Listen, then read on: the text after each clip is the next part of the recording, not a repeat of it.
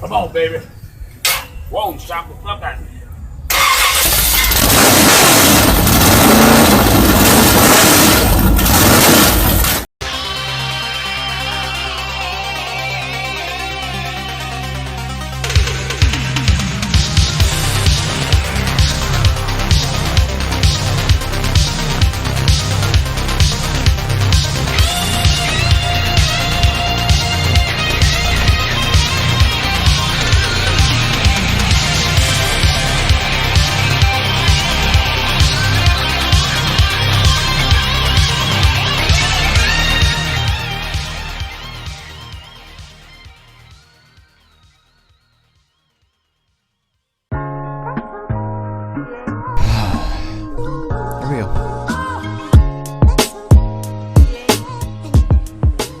Hey, Mr. Horn here. It's been a while. I know. I've been kind of getting on myself for this one. Procrastinating like a high schooler, of course. What can you expect? The mic at the time when I made the first two videos were okay. But since I got this new one, thank you to Grandma and Grandpa for this, I can film clearer.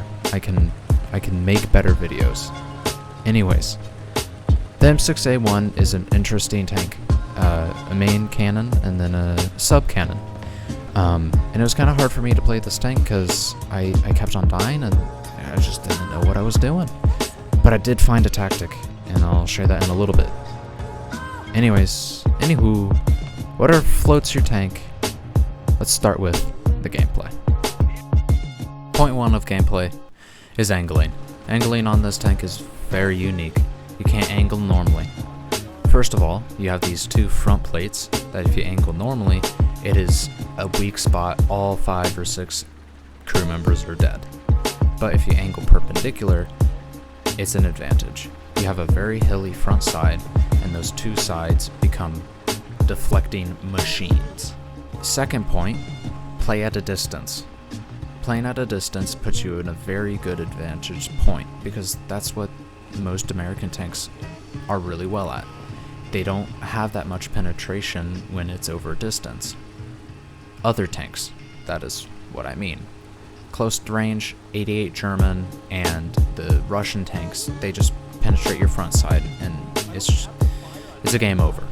Then, there comes the back-it tactic. I know it sounds cringe, but hear me out. The back-it tactic means hitting Q, or just holding S. I prefer Q because I hit Q and I don't have to worry about anything. And you constantly move. Moving constantly makes them think, oh, do I need to aim up more, down more? You don't have to, because they're just sitting still. And then lastly, 2 ways of playing this tank. Sneaky, like you can always do with tanks, which I don't really like, and playing at a distance. With sneaky, shut off your engine and wait until you think that there is not going to be another target. If you shoot once, right when there's a tank, there can be another one coming on the side, and you're done so. With distance, you can see in this clip right here, I'm constantly going back. If I destroy somebody, I go forward, I go back, I go forward, back, forward. It's a very simple routine way of playing this tank, and it works well. With that all out of the way, next comes the stats. Stats time, baby! If you don't really like the numbers and not a War Thunder antique that needs to compare everything, just go to this time. It's the history part, and I bet it's better for you. For the War Thunder antiques that are here, or if you just want to listen, here we go.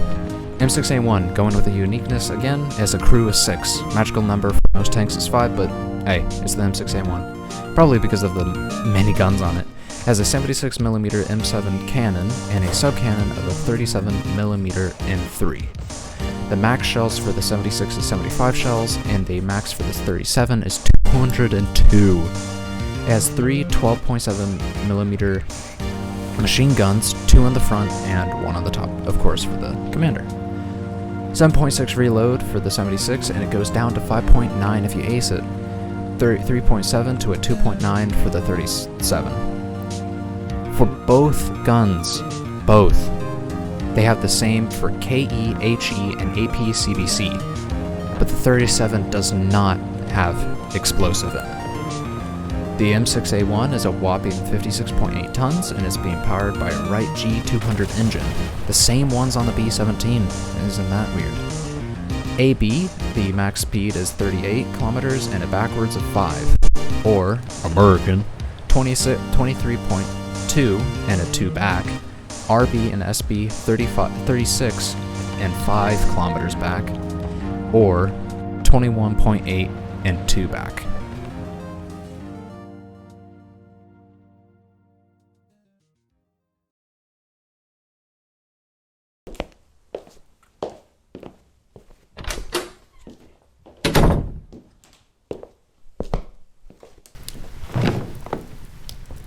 The M6A1.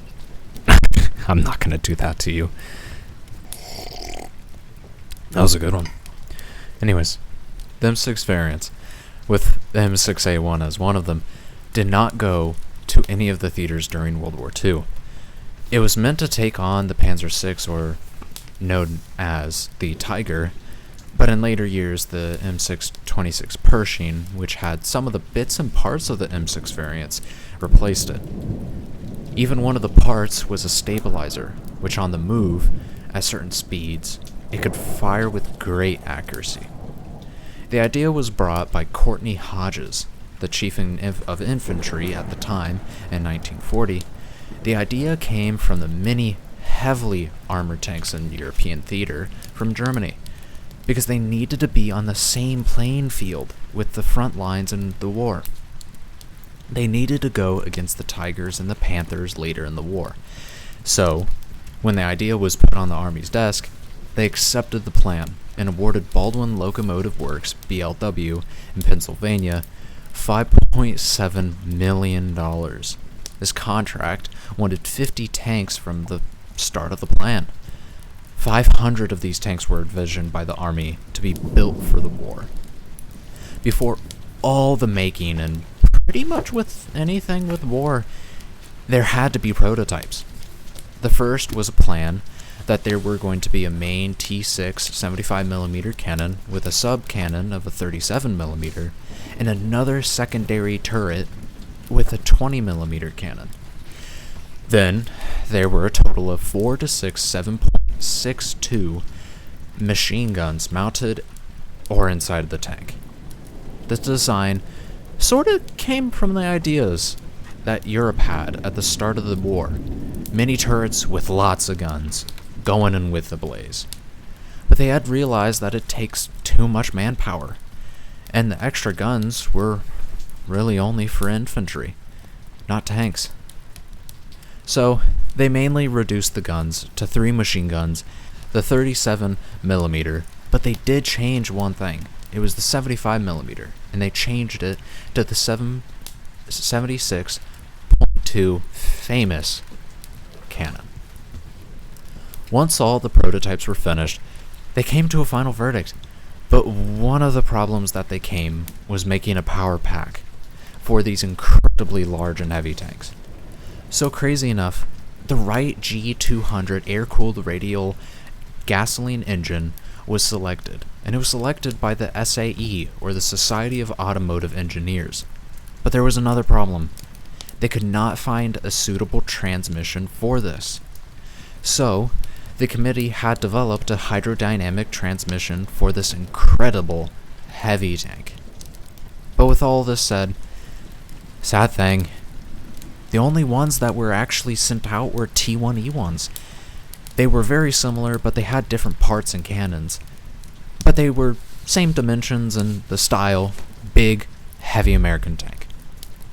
The main reason for the cancellation of the M6A1 and her variations was the Shermans and the M26 Pershings were doing so well against Germany and sort of Italy that the Army was not interested in plans anymore.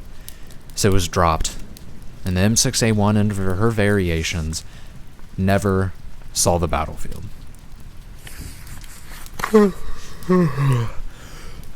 Well, that's it for tonight. I already ran out of milk, and I'm getting tired.